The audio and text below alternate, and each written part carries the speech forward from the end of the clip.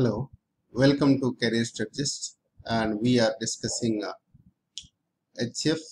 हम लोग महत्तम समापवर्तक की बात कर रहे हैं। तो आप लोग निश्चित रूप से इस पे पिछले वीडियो में देख करके और कुछ क्वेश्चंस किए होंगे जिसमें कुछ परेशानियां आई होंगी। परेशानियां इसलिए आई होंगी क्योंकि अभी पूरी टॉपिक कंप्लीट हुई नहीं। जब ये पूरी टॉपिक कंप्लीट हो जाएगी तो निश्चित रूप से आप उन सारे प्रकार के प्रश्नों को हल कर पाएंगे। आज एक नए प्रकार के प्रश्न का हल करते हैं जिसमें आपको ये समझने का मौका मिलेगा कि महत्तम का अनुप्रयोग यानी एप्लीकेशन किस प्रकार से किया जा सकता है और भी कितने प्रकार के प्रश्न होते हैं जिसमें महत्तम समापवर्तक की जरूरत पड़ती है।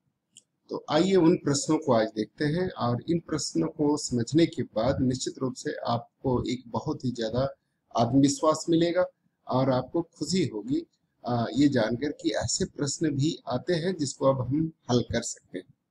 तो बिना किसी देरी के हम शुरुआत करते हैं आज के प्रश्नों की विभिन्न प्रकार की रूपरेखा और उनका विश्लेषण। प्रश्न है कि वह बड़ी से बड़ी संख्या क्या है? बड़ी से बड़ी संख्या क्या है? क्या है जो जिससे आप ये लिख लीजिए, जिससे वह बड़ी से बड़ी संख्या क्या है जिससे 270 जिससे 270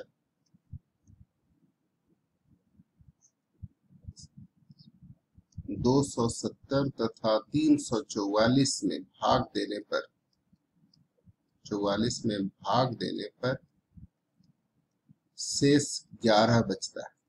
शेष 11 बचता है। शेष 11 बचता है। वह बड़ी से बड़ी संख्या क्या है जिससे 270 और 344 में भाग देने पर 11 शेष बचता है। यह एक प्रश्न है और इस प्रश्न को आप ये देख करके ये जरूर निश्चित रूप से अंदाजा लगा पा रहे होंगे कि यहाँ पे संख्याओं से भाग देना है। संख्याओं से भाग देना है, एक संख्या से संख्याओं को भाग देना है। वह बड़ी से बड़ी संख्या क्या है जिससे यानी उस संख्या से 270 और 344 में भाग देने पर 11 शेष बचता है। तो संख्याओं को भाग देना है, इसका मतलब है कि महत्तम निकालना है। संख्याओं से भाग देना है मतलब लघुत्तम निकालना है। तो संख्याओं को यहाँ भाग देना है, 270 और 344 को भाग देना है। इसका अर्थ है कि हमें महत्तम निकालना है। लेकिन महत्तम का बेसिक डेफिनेशन यह है कि वह संख्याओं को पूरा पूरा भाग दे देता है। अब पूरा पूरा भाग दे देता है महत्तम, यहाँ पे तो पूरा पूरा भाग देना ही नहीं है। यहाँ पे तो हमें शेष बचाना है। और शेष कितना बचाना है जी? तो शेष 11 बचाना है। दोनों स्थिति में 11 शेष बचाना है। इसका मतलब 11 शेष क्या होता है? अधिक होता है, एक्सेस होता है, एक्स्ट्रा होता है। तो 11 एक्स्ट्रा होंगे, दोनों ही संख्याओं में 11 एक्स्ट्रा होंगे। तो 11 हम दोनों में से माइनस कर लें और फिर उनका महत्तम निकाल लें। तो ऐसा करते हैं कि हम पहले 11 जो शेष बचाना होता है उसको हम इनमें से पहले माइनस कर लेते हैं। तो प्रश्न का हल करने के लिए आप 270 में से 11 माइनस कर लें, 259 हो गया, और 344 में से 11 माइनस कर लें तो ये हो गया 333। अब इन दोनों का महत्तम ज्ञात कर लें। इन दोनों का महत्तम ज्ञात करेंगे तो वह बड़ी से बड़ी संख्या होगी जो 259 और 333 दोनों को पूरा पूरा भाग दे देगी। 259 को तो पूरा पूरा भाग दे देगी, 270 को तो नहीं दे पाएगी। 270 में फिर कितना शेष बच जाएगा? 11। वैसे ही 333 में तो पूरा पूरा भाग दे देगी, लेकिन 344 में पूरा पूरा भाग तो देगा नहीं, तब क्या शेष बच जाएगा? 11। यानी ऐसे प्रश्नों को हल करने के लिए जिसमें एक निश्चित शेष बचता हो, संख्याओं में से उस शेष को पहले माइनस कर लिया जाता है। उस शेष को पहले माइनस कर लेंगे और माइनस करने के बाद हम उन संख्याओं को भाग दे देंगे, महत्तम निकाल लेंगे। भाग देने का मतलब उनका महत्तम निकाल लेंगे और महत्तम हम यहाँ पे निकालेंगे तो 259 और 333 का महत्तम हमें निकालना है। कैसे निकालेंगे?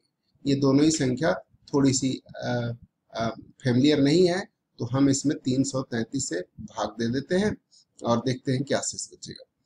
तो ऐसी स्थिति में आप ये देखें कि 333 में अगर भाग देते हैं तो क्या होगा, 333 में भाग दे दिया तो ये एक बार में 259 हो गया और ये बच गया कितना, 74। अब 74 से 259 में भाग देंगे तो ये बच जाएगा क्या, फिर से 6 बार में भाग लगेगा। कितने बार भाग लगेगा, 3 बार में। तो 3 से ये हो जाएगा 4 3 12 और ये होगा 3 से 7 तरीके 21 1 22, यानी यहाँ पे बच गया 7 और 3 37, 37 दूनी 74। तो ये 74 पूरा कट जाएगा और 37 जो है इसका महत्तम हो गया। इसलिए इसका महत्तम समापवर्तक हो गया, महत्तम समापवर्तक हो गया कितना, महत्तम समापवर्तक हो गया इसका 37। यानी 37 वो संख्या है जो 259 को पूरा पूरा भाग दे देगा, 333 को पूरा पूरा भाग दे देगा, लेकिन 270 में जब भाग देंगे तो 259 तक तो भाग लगेगा, 11 शेष बच जाएगा। तो आप इस प्रश्न की प्रकृति समझ गए कि यहाँ पे कैसे पता चलेगा कि यहाँ पे महत्तम ही निकालना है, क्योंकि संख्याओं को भाग देना है। संख्याओं को भाग देना है मतलब महत्तम निकालना है, संख्याओं से भाग देना है मतलब लघुत्तम निकालना है। शेष यहाँ पर 11 बच रहा है, तो अगर एक निश्चित शेष बचे, फिक्स शेष बचे, फिक्स रिमाइंडर बचे, तो आपको उसको रिमाइंडर को माइनस करके संख्याओं का महत्तम ज्ञात कर लेना है। लेकिन अब आपके मन में एक प्रश्न उठ रहा होगा कि अगर शेष अलग अलग बचे तो क्या करेंगे? तो उन अलग अलग शेष को घटा लेंगे। जैसे वह बड़ी से बड़ी, एक दूसरा सवाल लेते हैं, वह बड़ी से बड़ी संख्या क्या होगी, बड़ी से बड़ी संख्या क्या होगी, संख्या क्या होगी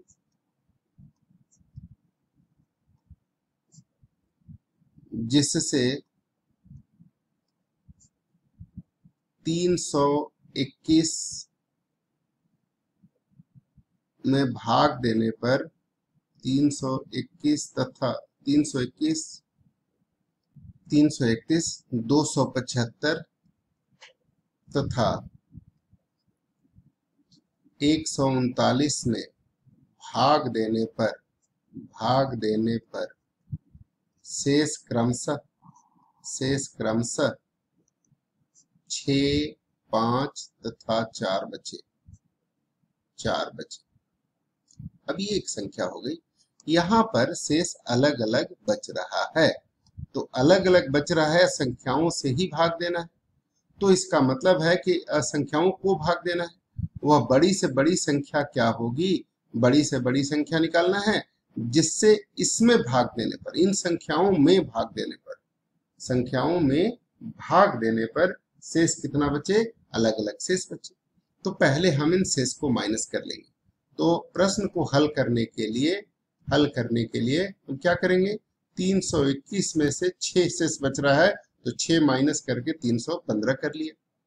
फिर बचा 275, इसमें से 5 शेष बच रहा है तो माइनस करके 270 कर लिए। और 139 में 4 शेष बच रहा है तो 135 कर लिए। अभी आप देखेंगे कि इसका फैक्टर करेंगे, 5 से सब डिवाइड हो रहा है ना, और 7 से भी सब डिवाइड हो रहा है, क्या 9 से डिवाइड हो रहा है। तो ये हो गया 45 गुने कितना, 45 गुने 9, ये हो गया 45 गुने 7, 7 5 35, 7 28, 45 गुने 7 हो गया। ये यहाँ पे 45 गुने कितना होगा, 45 गुने 6 हो गया, ये 45 गुने 3 हो गया।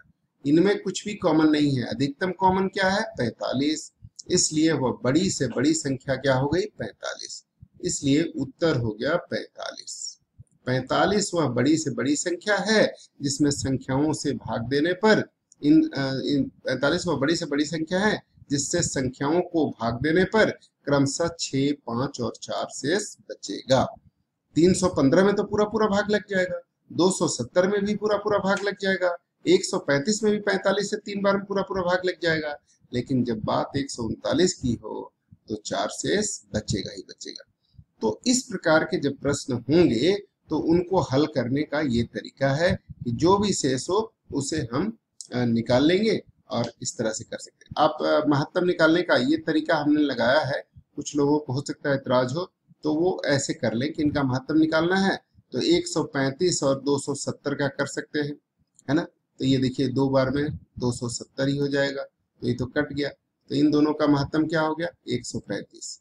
फिर 135 से 315 को कर लेते हैं, तो ये 2 बार में 270 और यहाँ बच गया कितना 45।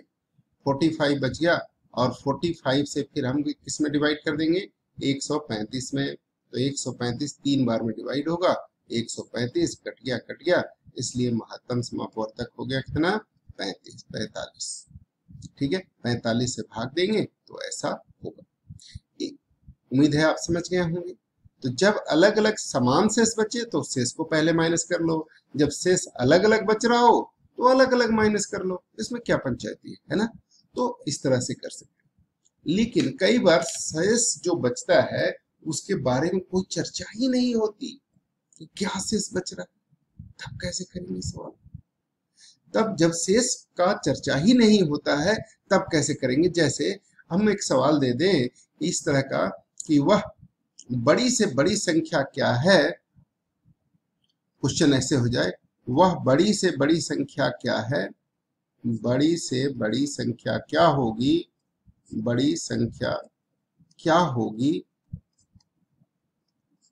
क्या होगी जिससे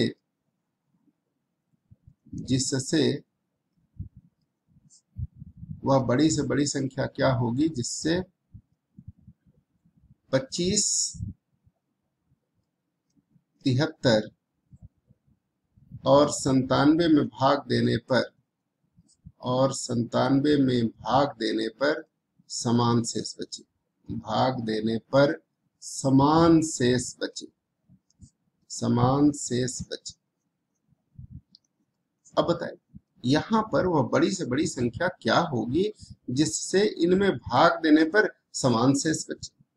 अब यहाँ पर शेष क्या है, समान दिया हुआ है कि समान बचे, लेकिन कितना बचेगा ये नहीं मालूम। अब हम कैसे करें, ये अगर मालूम होता, जैसे पिछले प्रश्न में हमें मालूम था कि 11 शेष बच रहा है, पिछले के पिछले प्रश्न में, तो हमने 11 सब में से माइनस कर लिया था। यहाँ तो पता ही नहीं है कि क्या शेष बच रहा है, तो हम क्या करें। तो ऐसे सवाल को सॉल्व करने के लिए हम क्या करते हैं, डिफरेंस मेथड लगाते हैं, हल करते हैं। ऐसे सवाल को सॉल्व करने के लिए ये तरीका है कि पहले संख्याओं का अंतर ज्ञात कर लें। तरीका क्या है, संख्याओं का अंतर ज्ञात कर लेते हैं, टेकन 2 एट ए टाइम, 2 को एक बार में लेकर के। जैसे 97 में से 73 घटा लिया तो क्या बच गया 24 बच गया। ठीक है, यहाँ पर 73 में से फिर 97 में से हम घटा लेते हैं कितना 25, क्या बचेगा 72 बचेगा। फिर हम 97 में से इन दोनों का 73 25 को घटा दिया, 73 और 25 को आपस में घटाएंगे तो क्या बचेगा 48 बचेगा, है ना। तो इस तरीके से अब इनका लघुत्तम इसका महत्तम निकालेंगे तो महत्तम समापवर्तक आपको सीधे पता चल रहा है क्या होगा 24। 24 एकम 24, 24 दूनी 48, 24 तिया 72, 24 इन तीनों को भाग दे देता है तो 24 वह बड़ी से बड़ी संख्या है जिससे भाग देने पर इनमें समान शेष बचेगा। कैसे बचेगा भाई, तो देखो 25 में अगर 24 से भाग देंगे तो एक शेष बचेगा, 73 में 24 से भाग देंगे तो 24 तिया 72, एक शेष बचेगा। 24 चौके 96, 97 में अगर भाग देते हो तो 24 चौके 96, एक शेष बचेगा, तो समान शेष बचेगा। इस तरह से ये सवाल बन जाएगा और वह संख्या हो गया 24, अभिष्ट संख्या क्या हो गया 24। लेकिन यहाँ पर क्वेश्चन ऐसे सीधे सीधे नहीं पूछे जाते, ये तो हमने छोटा सा एक क्वेश्चन लिया और इस तरह से दे दिया। प्रश्न ऐसा होता है कुछ इस तरह का, 3 पीपे, ध्यान से देखिए, 3 पीपे, पीपे मतलब दूध जिसमें रखा जाता है, जिसकी क्षमता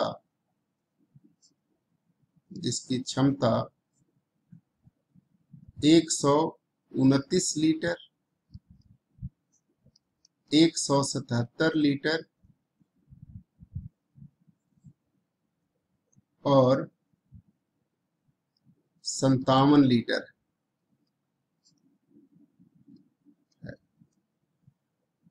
उस बड़े से बड़े बर्तन, उस बड़े से बड़े बर्तन की धारिता क्या होगी, धारिता कैपेसिटी वॉल्यूम क्या होगी, जिससे अलग अलग प्रयासों में, अलग अलग प्रयासों में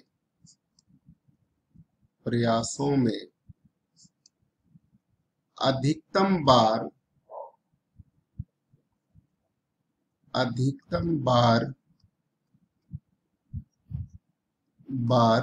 दूध निकालने के पश्चात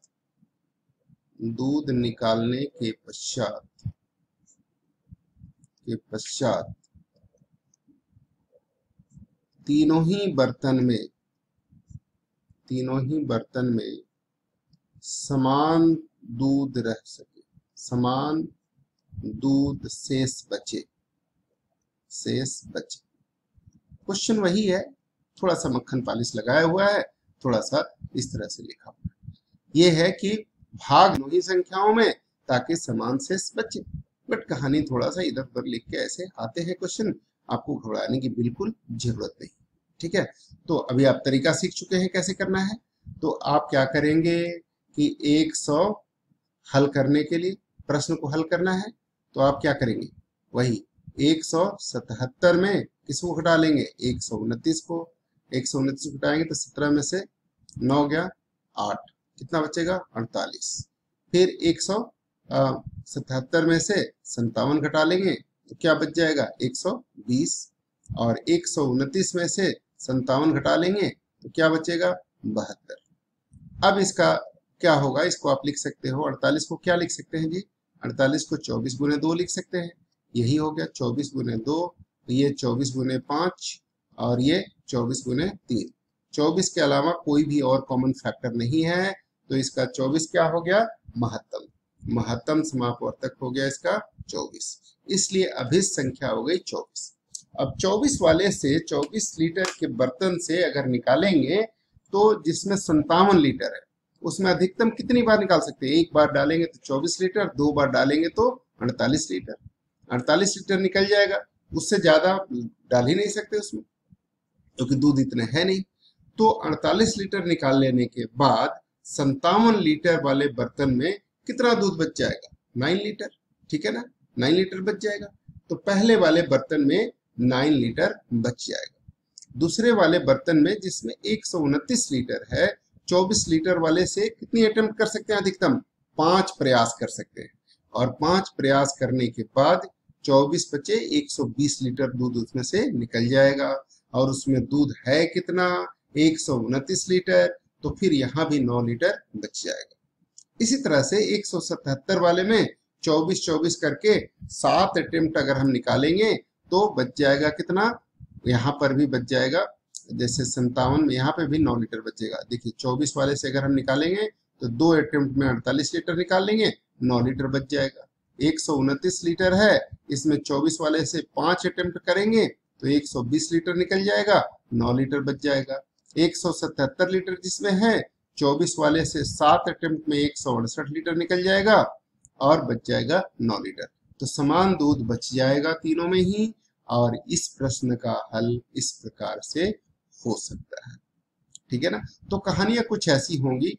कहानी का मंजूमन आपको समझना है, और मंजूमन समझ करके कि उसकी मोटिव क्या है और किस तरह का प्रश्न है। इसमें अगर किसी संख्या को भाग देना है तो इसका मतलब है कि महत्तम निकालना है। समान शेष बचे और शेष का खुलासा नहीं है, सीक्रेट है कि शेष क्या बचेगा, लेकिन समान शेष बच रहा है, तो आप संख्याओं का पहले अंतर ज्ञात करेंगे और संख्याओं का अंतर ज्ञात करने के बाद उनका महत्तम निकाल देंगे। तो उम्मीद है कि ये बात आपको समझ में आ गई है। अगर शेष अलग अलग बच रहा है तो उन शेष को पहले माइनस कर लेंगे और फिर संख्याओं का महत्तम निकाल लेंगे।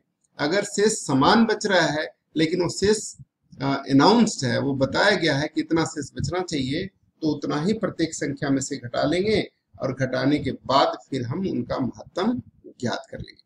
अब एक और थोड़ा सा ट्रिकी क्वेश्चन देखते हैं आपके लिए कि एक सॉफ्टवेयर प्रोफेशनल को, लिखते हैं क्वेश्चन देखिए ध्यान से, एक सॉफ्टवेयर प्रोफेशनल को,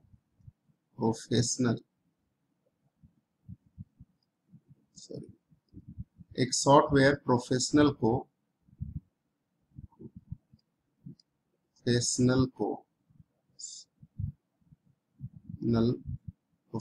को अधिकतम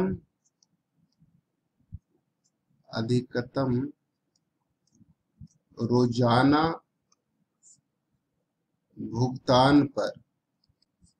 भुगतान पर रखा गया एक निश्चित दिन कार्य करने के लिए उसे 7,803 रुपए का भुगतान करने की बात हुई। ठीक है, लेकिन कुछ दिन कार्य पर अनुपस्थित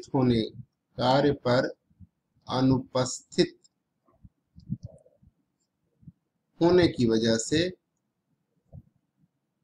होने के कारण उसे 5,967 रुपए का ही भुगतान किया गया।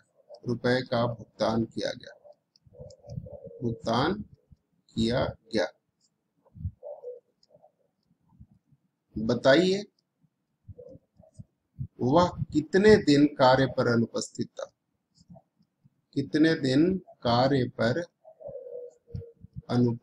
था? अनुपस्थित था।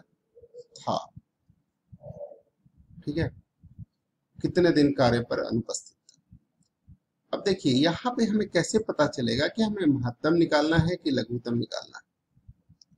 मान लेते हैं कि उसकी रोजाना, यहाँ पे देखिए संख्या, दिनों की संख्या, रोज क्या उसका हल ऐसे करते हैं। देखिए मान लीजिए उसकी रोजाना मजदूरी x थी और वो D1 y दिनों का काम करने के लिए, x उसकी रोज की दिहाड़ी थी, y दिन काम करने के बदले 7,803 रुपए देने का वदन किया गया। अब उसने z दिन काम किया तो उसे 5,967 रुपए दिया गया।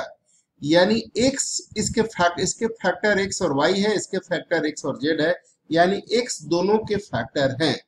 इसका मतलब दिनों की संख्या निकालने के लिए रोजाना दिहाड़ी कितने की है? 7,803 में 1 से भी भाग लगेगा और ये z निकालने के लिए 5,967 में भी 1 से भाग लगेगा। यानी x वह एक कॉमन संख्या हुई जो दोनों संख्याओं को पूरा भाग दे सकता है ना। दिनों की संख्या है, y और z क्या है? दिनों की संख्या, x क्या है? उसकी रोज की दिहाड़ी। ये कह सकते हैं दिहाड़ी, कह सकते हैं दिहाड़ी सब थोड़ा सा चीप लग रहा है, सॉफ्टवेयर प्रोफेशनल है। ये मान लेते हैं कि उसकी फीस, ठीक है ना, तो उसकी रोज की फीस 100 रुपए थी और y दिनों की फीस हो गई 7,803 रुपए और z दिन काम किया होगा तो उसकी इतने बन गई। ठीक है, तो इसका मतलब ये है कि x इसका भी फैक्टर है, इसका भी फैक्टर है, यानी x दोनों को भाग दे सकता है ना। क्लियर है कि नहीं कि x दोनों को भाग दे सकता है। अब x दोनों को अगर भाग दे सकता है तो x बड़ी से बड़ी संख्या होगी। अधिकतम दैनिक मजदूरी पर रखा गया है, अधिकतम यानी बड़ी से बड़ी संख्या जो दोनों को भाग दे दे। अब दोनों को भाग देने वाली बड़ी से बड़ी संख्या क्या होती है बच्चों? महत्तम होता है। तो महत्तम हम निकालेंगे तो 7,803 में किससे भाग देंगे? 5,967 से। ये देखेंगे 5,967, अब ये माइनस हो गया, 13 में से 7 गया 6 और यहाँ पर कितना बच गया? यहाँ पर बच गया 9 में से 6 गया 3 और यहाँ पर फिर 7 बच गया, 17 में से 9 गया कितना? 8 है ना। 9 8 17 और 6 में से 5 गया 1, 18 से बच गया। यहाँ पर ये हो गया 5967।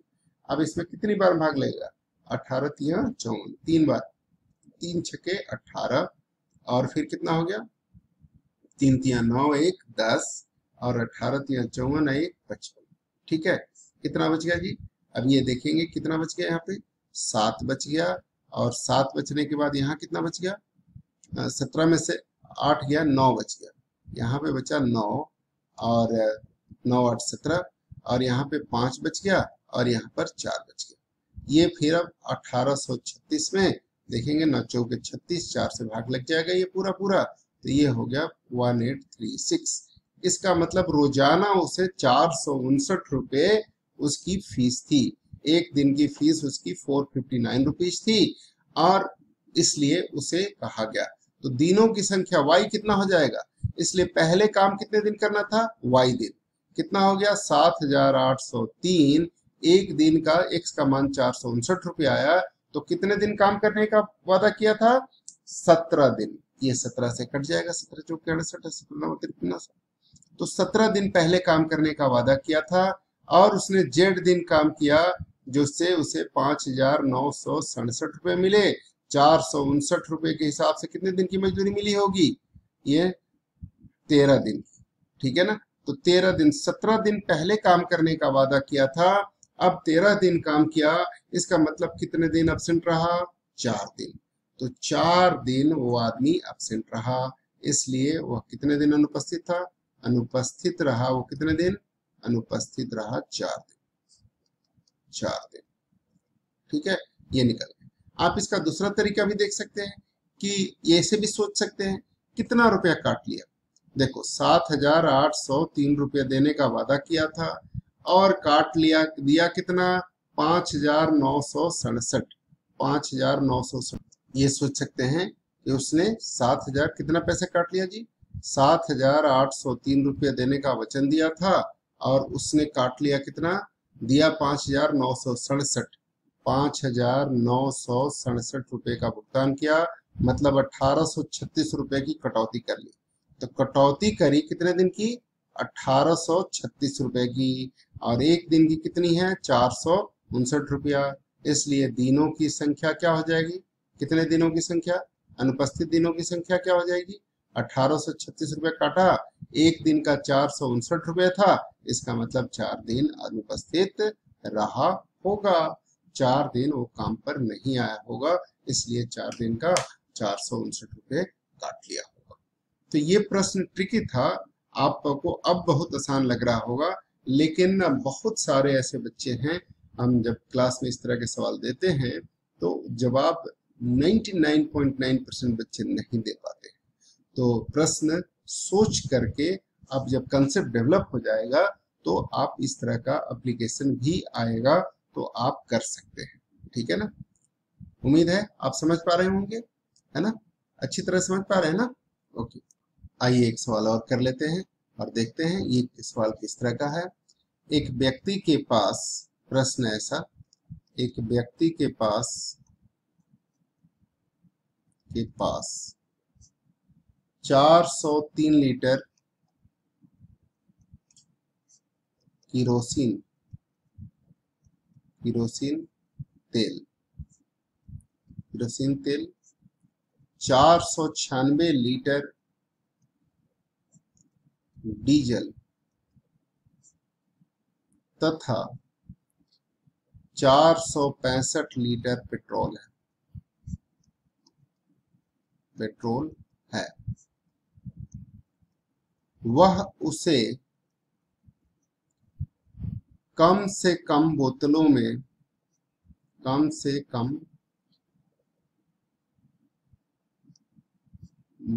में समान मात्रा में इस प्रकार भरना चाहता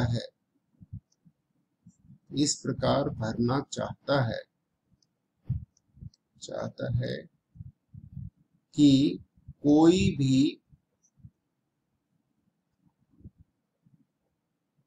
प्रकार का तेल मिश्रित न हो, मिश्रित न हो, मिश्रित न हो। बताइए ऐसे उसे कम से कम कितने बोतलों की आवश्यकता होगी? कम से कम कितने बोतलों की आवश्यकता होगी?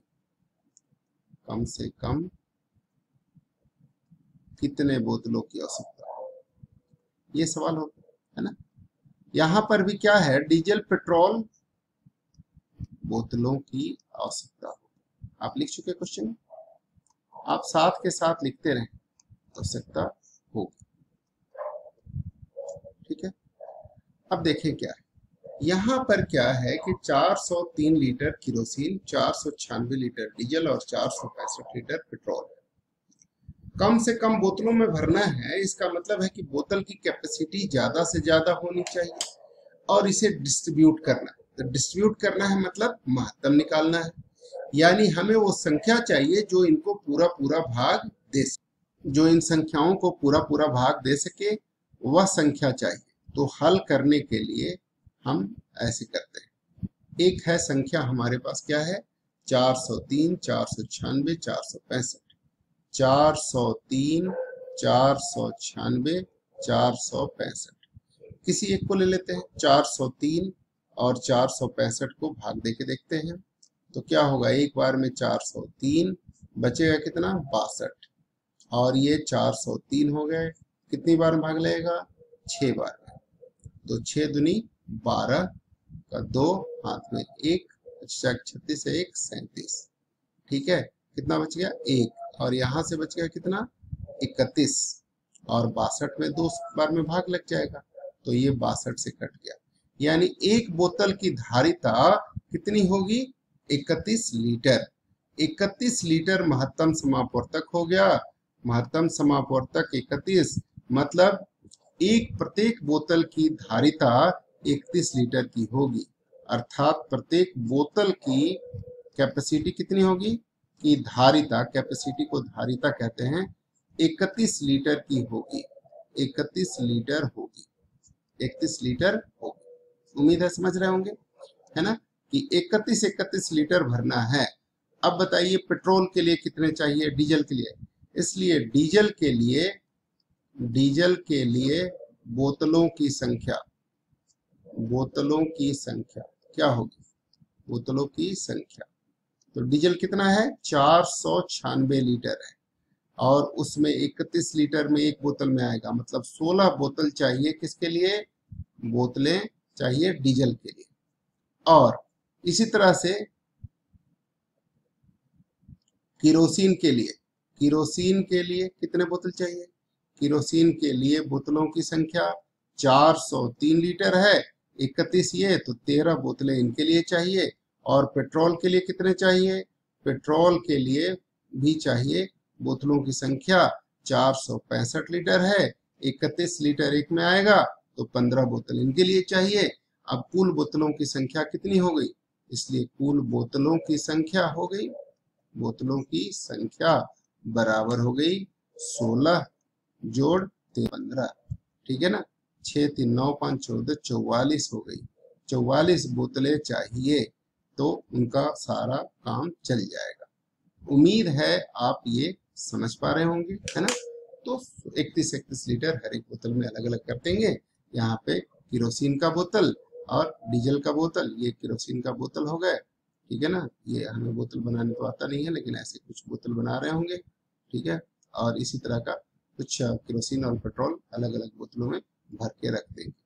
ठीक है, तो उम्मीद है कि ये बात आप समझ पाए होंगे, और इस तरह के सवाल आएंगे तो आप आसानी से अब कर पाएंगे।